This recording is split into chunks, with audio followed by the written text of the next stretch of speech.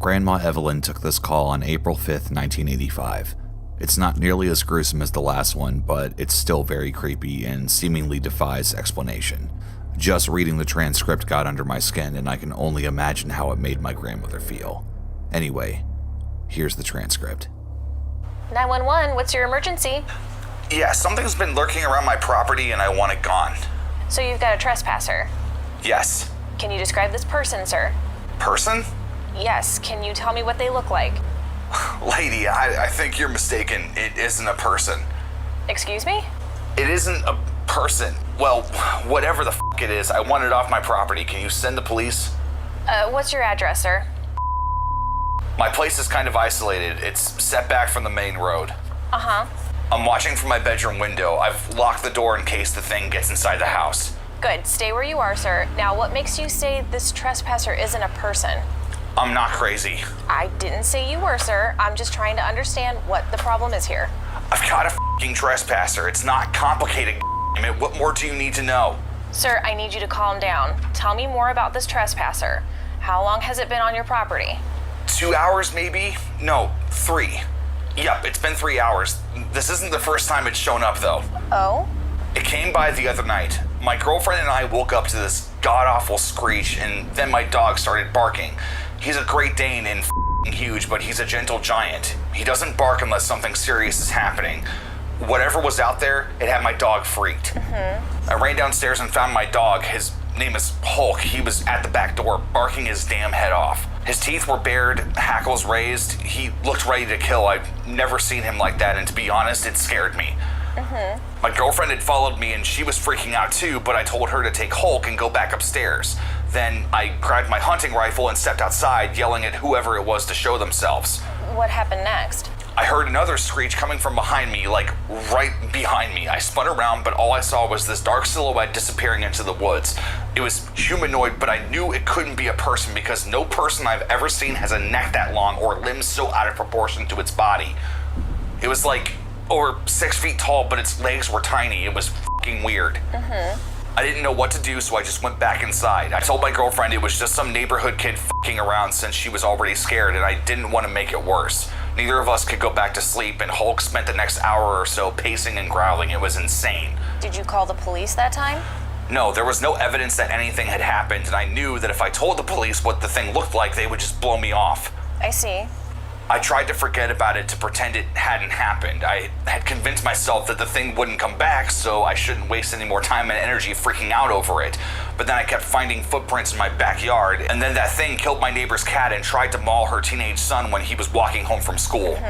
And now it's back and it's hanging around my front yard. The police are on their way, sir. Can you see this thing right now? Can you see it from the window? Yes. What's it doing? It's standing by the fence with its back to me, just staring into the wood, almost like it's keeping an eye out for something. Hulk is with me and he's growling up a storm. Whatever this motherfucker is, my dog is f***ing scared of it. So am I. It's not moving, sir? No, it's not moving. Okay, that's good. Stay where you're at, sir. The thing has already attacked my neighbor's kid. Probably would have killed the boy had he not fought back. The cops better have their guns out.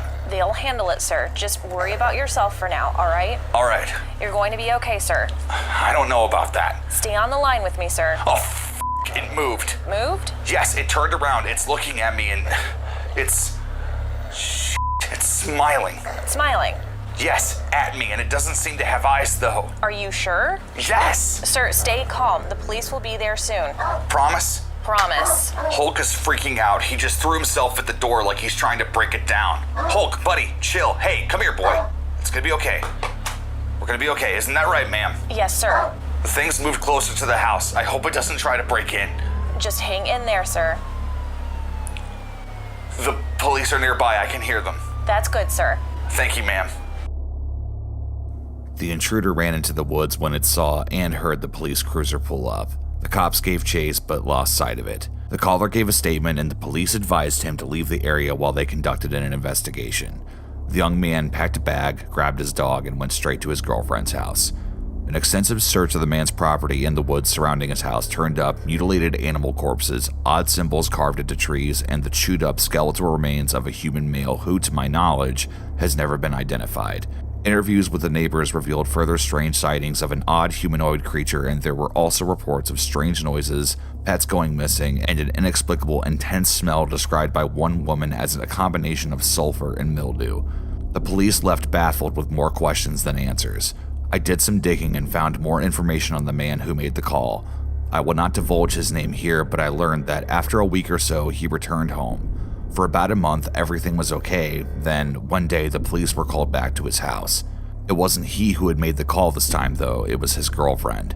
She had come over to find the door ripped off its hinges, the house in ruins, and her boyfriend gone. Blood was tracked all throughout the house, and his broken teeth and bits of his skin were also found. The rest of his body was found stuffed inside of a hollowed-out log. His blood had been drained, and his internal organs had been removed. 2 more people went missing, never to be found, before the violent intruder seemingly grew bored and left the area in peace. There were newspaper articles on this case, so I know it's true, as outlandish as it may seem. Of course, certain details could be exaggerated for the sole purpose of selling more papers. God knows the media loves to embellish and make events seem more bombastic than they really were. But that 911 call, I know Grandma Evelyn wouldn't have kept it had she not believed it was genuine. So what was that thing that terrorized a rural neighborhood back in 1985?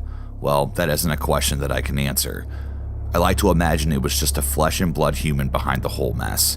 A deranged and violent human being, of course, but it's better than the alternative. Because a part of me knows deep down that the young man who made that call really meant what he said.